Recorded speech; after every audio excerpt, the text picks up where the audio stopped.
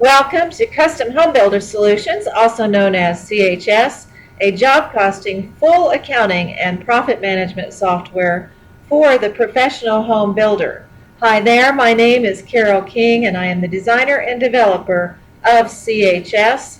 The reason I got involved in this is because I spent several years as a controller with a professional home builder in San Antonio, and the software that was available to me at that time, over about 20 years ago, did not have the features I really needed to run the complex business of home building, as far as the accounting and as far as the things that the builder needed. And I was always creating massive Excel spreadsheets to help the builder start with a budget, and then copying things out of my accounting to get into an Excel spreadsheet to look at cost overages, pulling data from accounting for waivers of lien, for general liability, audit insurance reports, for the fact that that builder wanted to be on percentage of completion method of accounting, and pulling all the information out of accounting to handle things that are required in a home builder business to deal with the accounting. I would also, first of all, like to congratulate you on taking the step up to becoming a professional home builder that wants to be accountable to bankers, so that they support you and they will provide funds to you more easily because they trust in your documents and your data, because it is presented professionally to them to help you get those sales, because you present professional proposals and bids to the home buyer, to have your insurance auditor walk in and say, yay, you have CHS, give me your audit report. Those kinds of things that professional builders do, and become more and more accountable. As you'll see, CHS is based on best practice approach, based on information from various consultants in the home builder industry, also based on me working with hundreds of builders now as far as what they needed in a job costing and accounting software for the home building industry. This program is designed to bring both the builders, project managers, and the accountants, bookkeepers together into one package, so that everything they're doing will relate to each other. Therefore, it is expected that you have project managers or yourself, etc., that understand the nature and the business of home building and job costs, and that you have an accountant involved somehow in your business, which is extremely important. The reason I was hired by the builder in San Antonio is because the investor said, unless you have someone on staff that understands construction accounting and producing the results that are needed for outside bankers, investors, etc., I will not invest. And that is why I was hired, because actually it turns out, as much as you love to do home building and spend time on home building and this and that, your business can be made or broken by how well you keep the accounting side of your records. So I do advise and strongly support that you hire an outside accountant that will review what your bookkeeper is doing if you do not have an accountant on staff. That if you do hire a bookkeeper, that it is someone that says they do understand bookkeeping basics and accounting, etc., that you don't just decide to have your neighbor or somebody else enter things for you into your accounting that could be entering them the wrong way. It does not matter what accounting software you have. If the person entering the software data doesn't have some understanding of accounting, you will end up with books that are not good. I can't tell you how many times I've seen books from QuickBooks that are just in a big mess because the person entering does not understand accounting. So there's some point there where you do need to have somebody involved, because this is a full accounting program. In addition to all the tools that builders want, you need to have somebody involved that does understand that and value that side of your business just as much as you value hiring a framer that understands how to do framing. And so we've developed a program that has all the tools that these various people, your project managers, etc., can enter their stuff that they know and have it relate to each other and have it produce the things you're needing to give to the outside world and to yourself, most importantly, to monitor where your jobs are headed and heading over. So I wanted to emphasize that you're ready to start with a program that's going to provide you all of those tools. And while we have massive help and massive tutorials, and I try to give as many tips as I can about accounting and how a lot of builders post things in accounting, we can't completely teach you accounting. We can provide you the tools for the person that knows their trade to easily enter their information and get the data out of it that they like. One thing I'd also like to point out is that now that you've purchased or bought into CHS, you already probably understand this is a web-based design product, which makes it great. It means you don't have to install or deal with networking or all of that kind of things. If there's upgrades, it just happens for you. You're not involved in installing.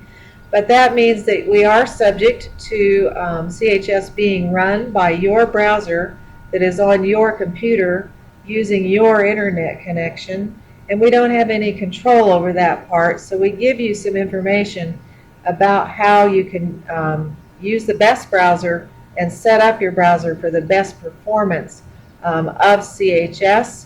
And I want to be sure that you do pay attention to our tips and our information about that so that you can have the best experience.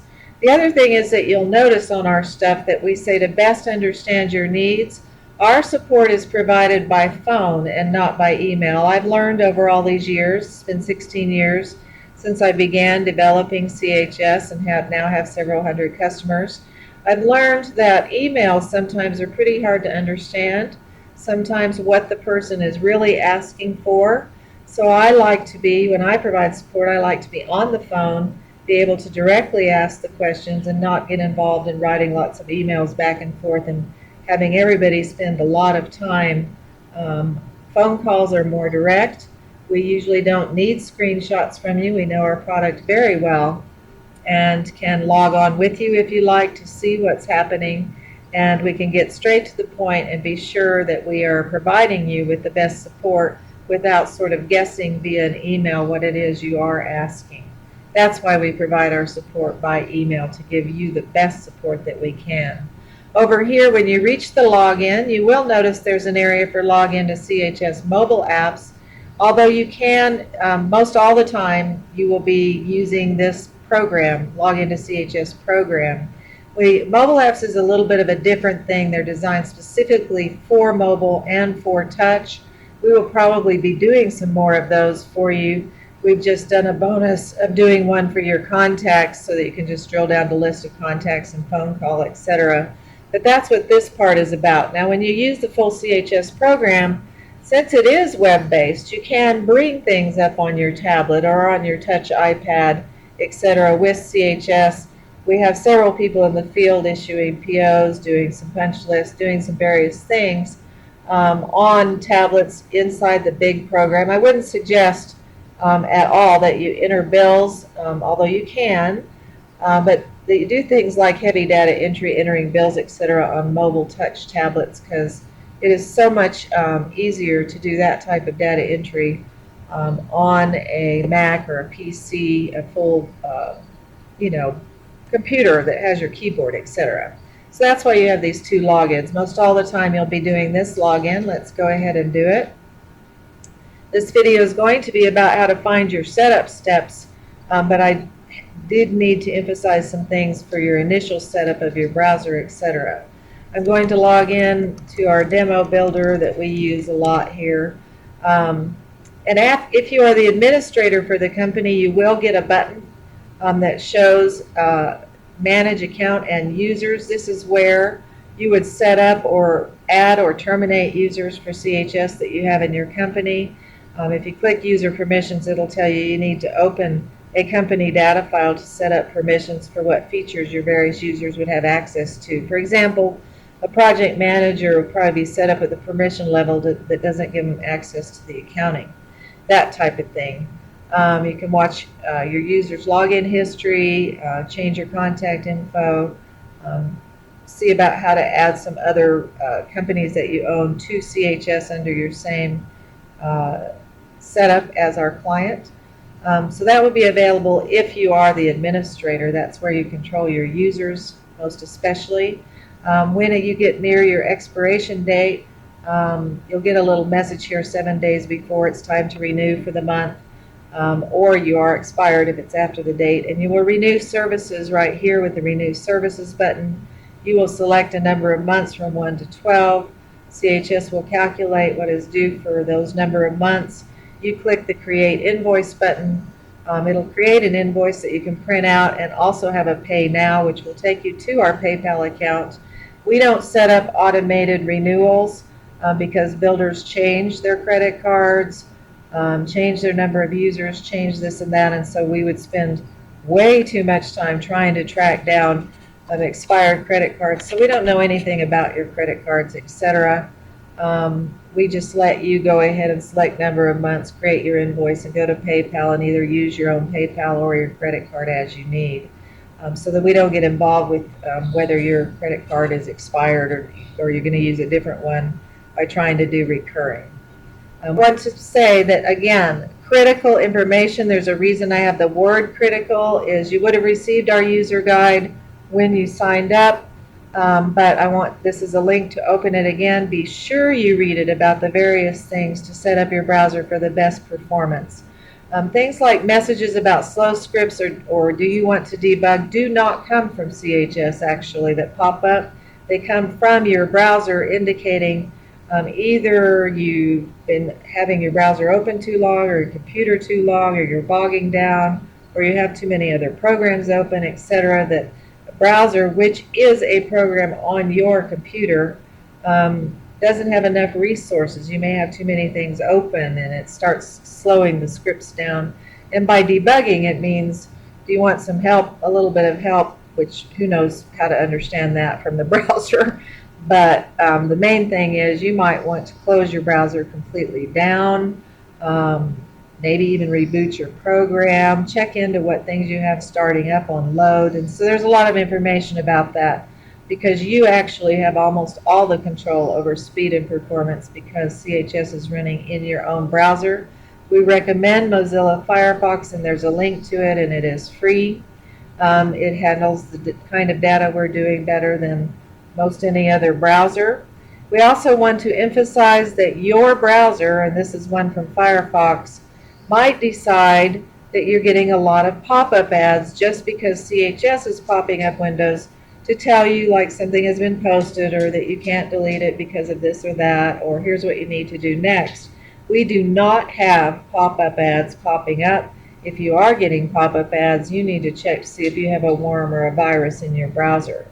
But anyway, your browser might decide you're getting a lot of pop-ups and pop this up and insert this thing right into the middle of our messages, which makes it look like CHS is giving you this option to stop further pop-up messages. We are not giving you that option. Your browser is inserting that into the middle of our option, this checkbox. We don't write this. And we are saying, please do not ever check mark this because we actually need to give you messages. Sometimes you get pop-ups that are asking, okay, continue or not. Pop-ups might be triggering the next stage of programming, so you might find that if you prevent those pop-ups, you sort of cause CHS to halt at some point. You think you click something but nothing happens. It's because you check marked this to prevent pop-ups. So please do not ever check mark that. So let's get this open. What I'd like to show you is, a lot of software that you buy might start charging you all sorts of training charges, setup charges, all kinds of things. You will see, especially if you just look at our tips and tutorials on our initial website, that we actually provide you full training via videos and help documents that are available to you while you're working on CHS. It really is almost as if you're going to a full, complete training class, and it's always at your fingertips. There is a button here for help, and you'll see that there's help for various sections of CHS here that you can do from a full menu, and there's setup steps, which we'll get back to in just a minute. But these various help things, say you're wanting to set up a list of vendors, which are your trades and suppliers and that kind of thing. You open it, there'll be help here, vendor setup, you expand that, you'll see there's full videos, help documents about it. full videos about deleting vendors and what happens, and help documents about that. So the help is there on each screen, and then there's the full big database of all your help videos, etc. That's actually also available to the public on our website so that you can review CHS. The video I'm doing right now is behind this link right here. And we are just finishing up some of our last videos from since we migrated to the web. So that's what this is saying. Some of these are not completely done yet. Most of them are. But while we're developing those, you can click this link to see videos from our prior version of CHS, because the concepts have not changed much. So you can get information you need. One thing I'd like to point out first is that there's necessary info and tips. There's tips, just our general introduction, but necessary info like how to order checks.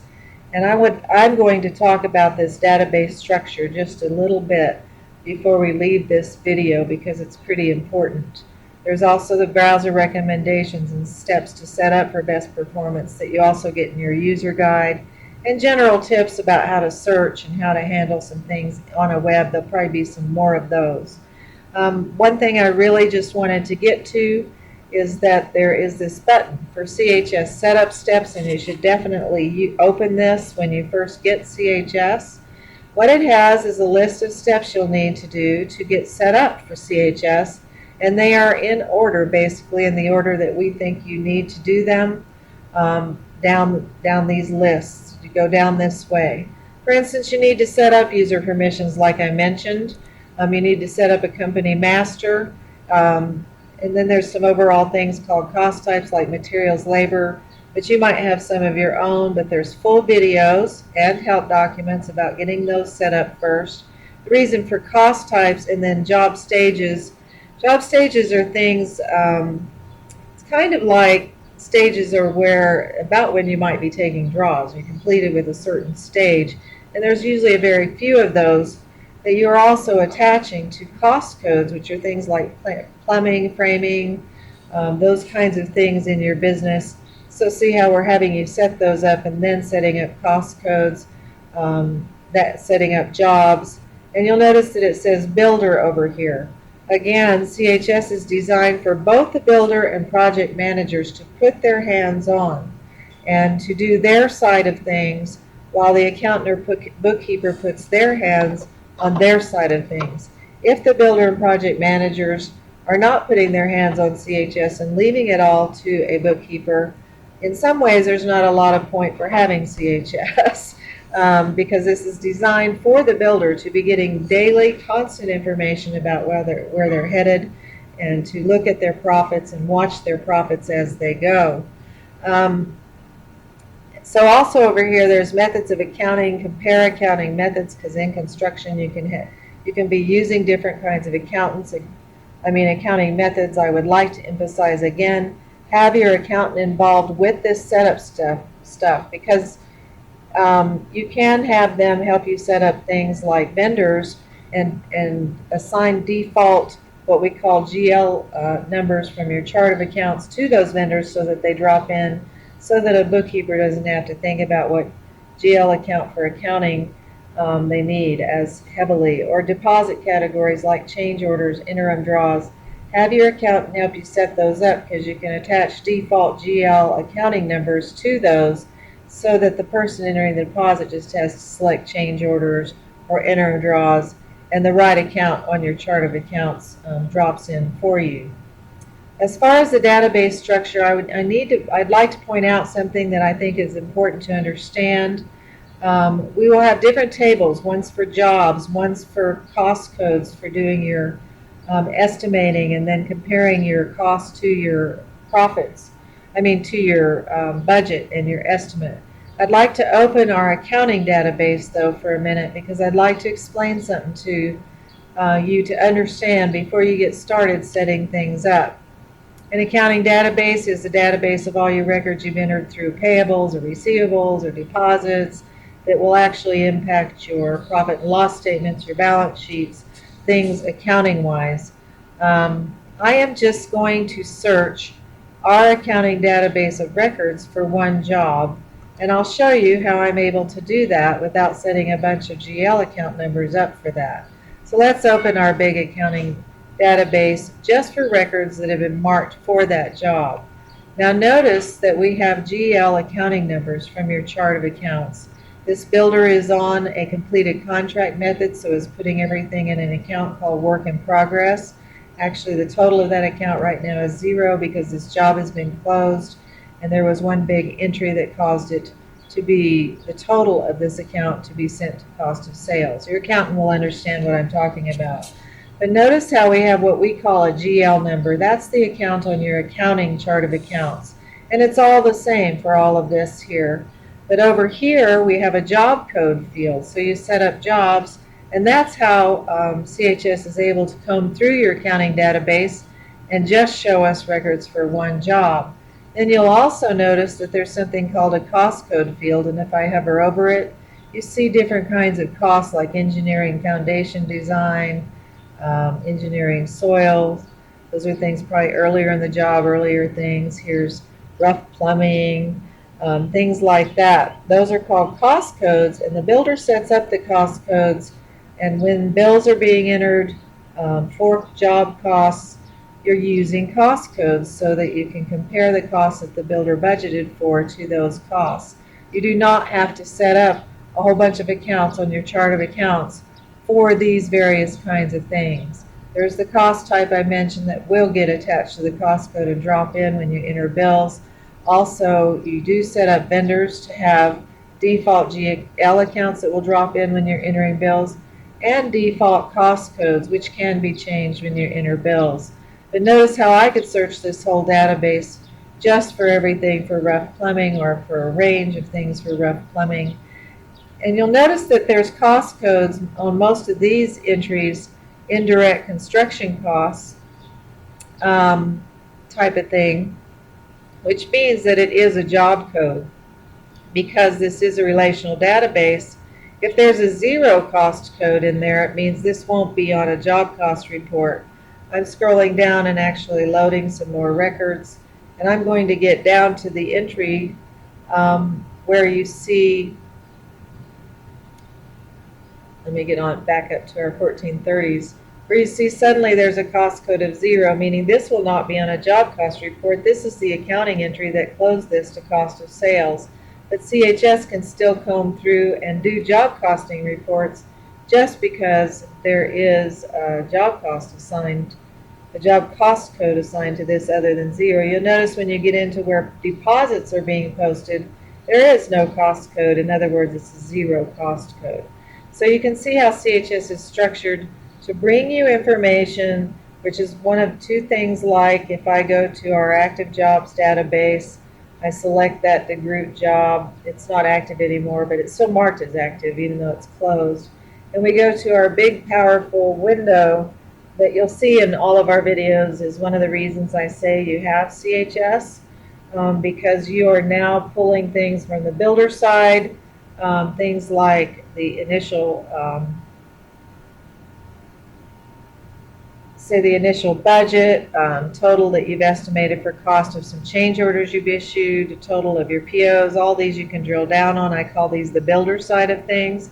And then directly relate those to accounting, because CHS can comb the accounting database for any actual costs that have been posted, compare that to the original budget stuff, show how much over, under, and if you drill down on the actual costs, you can see that it doesn't care. It's showing you what framing labor, but if you look at that GL accounting number, it doesn't care for the job costing portion of this. It doesn't care what GL number you posted it to. It's going to find all records that have been assigned this cost code. You can see that later, after this closed, we did some warranty, and we used a GL number of 3,700 for warranty expense instead of the direct construction costs. But we still posted it to 3,150 for framing labor, so we could see the total of our framing labor all the way through the job, even into warranty. So maybe that'll give you just a little idea of how I structured and designed this to be able to pull information you need right away, just for job costs, or information for financial statements, We also have another field in when we're entering records for departments, because you can pull little in profit and loss statements for something like the spec department, custom homes department, remodeling department, and see how much in departments you're making. You actually attach a department to your jobs.